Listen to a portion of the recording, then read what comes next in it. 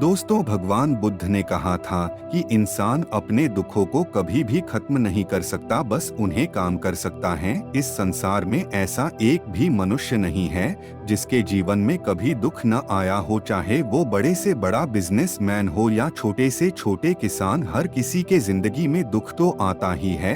अगर दोस्तों आप भी जिंदगी में दुखों से परेशान हो तो आपको ये बौद्ध कहानी जरूर सुनना चाहिए। प्राचीन समय की बात है जब गौतम बुद्ध अपने शिष्यों के साथ एक गांव में ठहरे हुए थे।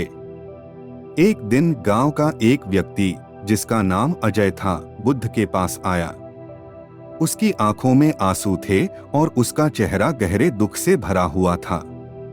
अजय ने बुद्ध से कहा, भगवान, मेरे जीवन में बहुत दुख है।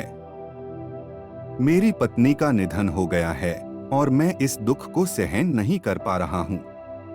कृपया मुझे बताइए कि मैं इस दुख से कैसे छुटकारा पा सकता हूँ। बुद्ध ने ध्यान से उसकी बात सुनी और कुछ देर सोचने के बाद बोले, अजय, मैं तुम्हें एक उपाय बताता हूँ। तुम इस गांव के हर घर में जाओ और किसी ऐसे व्यक्ति को खोजो जिसने कभी दुख का अनुभव न किया हो। जब तुम ऐसा व्यक्ति पाओगे तब तुम्हारा दुख दूर हो जाएगा। अजय ने बुद्ध की बात मान ली और गांव के हर घर में जाने लगा। उसने हर दरवाजे पर जाकर पूछा, क्या इस घर में कभी कोई दुख नहीं हुआ है? लेकिन हर घर से उसे यही उत्तर मिला कि सभी ने किसी न किसी रूप में दुख का सामना किया था। अजय ने एक घर में प्रवेश किया जहां एक वृद्ध महिला बैठी थी। उसने अजय की कहानी सुनी और मुस्कुराते हुए कहा, पुत्र, दुख तो जीवन का हिस्सा है। मैंने भी अपने जीवन में अनेक दुख सहे हैं, परंतु मैंने उन दुखों को अपने जीवन का अंत नहीं बनने दिया। अजय को समझ में आया कि हर व्यक्ति अपने जीवन में किसी न किसी दुख का सामना करता है। उसने बुद्ध के पास वापस जाकर यह बात बताई। बुद्ध ने उसे समझाया, अजय, दुख और सुख जीवन के दो पहलू हैं।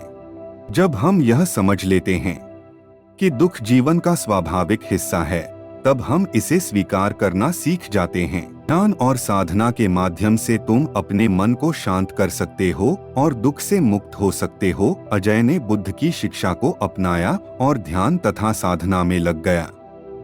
धीरे धीरे उसका मन शांत होने लगा और उसने अपने दुख को समझकर उसे स्वीकार करना सीख लिया।